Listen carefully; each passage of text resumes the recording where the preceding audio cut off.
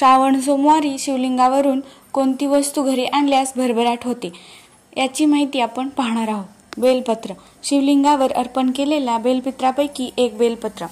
बेलपत्र हे भगवान शंकराला अत्यंत प्रिय आहे असे मानले जाते। बेलपत्रात महादेवाचा वास असतो। श्रावणात शिवलिंगावर अर्पण केलेले बेलपत्र घरी आणून ते तुमच्या पूजेच्या ठिकाणी किंवा तिजोरीत ठेवल्यास धनधान्याची कमतरता दूर होते, घरात सुख शांती आणि समृद्धी नांदते। तांदूळ किंवा तीळ, दुसऱ्या श्रावण सोमवारी महादेवाला शिवमूठ तीळ अर्पण केले जातात। तुम्ही शिवलिंगावर अर्पण केलेले थोडे तीळ किंवा तांदूळ घरी आणू शकता। श्रावणात शिवमूठ पाहण्याचे विशेष महत्त्व आहे। विवाहित स्त्रिया आपल्या पतीच्या दीर्घायुष्यासाठी आणि घरच्या भरभराटीसाठी शिवमूठ वाहतात। शिवलिंगावर अर्पण केलेले हे धान्य घरी आणून ठेवल्यास आर्थिक अडचणी दूर होतात आणि घरात अन्नपूर्णा देवीचा वास किंवा आशीर्वाद राहतो। भस्म, शिवलिंगाला लावलेले भस्म। भस्म हे महादेवाला अतिशय प्रिय आहे।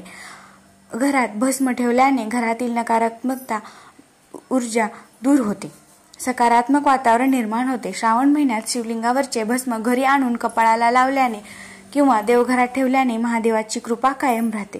रुद्राक्ष, रुद्राक्ष हे शिवलिंगावरून आणले जात नाही, पण श्रावणात घरी आणले तरी शुभ मानले जाते। रुद्राक्षाची निर्मिती महादेवाच्या अश्रूंपासून झाली आहे अशी पौराणिक कथा आहे, त्यामुळे रुद्राक्ष हे महादेवाला प्रिय आहे। श्रावण महिन्यामध्ये रुद्राक्ष घरी आणून त्याची पूजा केल्याने आणि तो धारण केल्याने मानसिक शांती मिळते, भीती दूर होते आणि महादेवाचा आशीर्वाद मिळतो। घरी आणण्याची पद्धत, तुम्ही निवडलेली वस्तू बेलपत्र किंवा तीळ शिवलिंगावरून घेण्यापूर्वी महादेवाचे मनोभावे स्मरण करावे। महादेवाचे आभार मानून ती वस्तू घरी घेऊन या। घरी आणल्यानंतर ती वस्तू स्वच्छ ठिकाणी किंवा तुमच्या देवघरात ठेवा। बेलपत्र वाळल्यानंतर ते तुम्ही तुमच्या तिजोरीत किंवा धन ठेवण्याच्या जागेत ठेवू शकता।